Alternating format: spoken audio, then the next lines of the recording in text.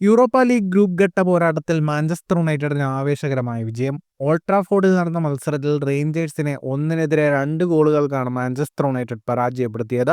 Goal രഹിതമായിരുന്നു മത്സരത്തിന്റെ ആദ്യ പകുതി. രണ്ടാം പകുതിയിൽ 52-ാം മിനിറ്റിൽ റേഞ്ചേഴ്സ് ഗോൾ കീപ്പർ ജാക്ക് ബട്ട്ലാൻഡിന്റെ ഓൺ ഗോൾ യുണൈറ്റഡിന് മത്സരത്തിൽ ആദ്യ ലീഡ് നൽകി.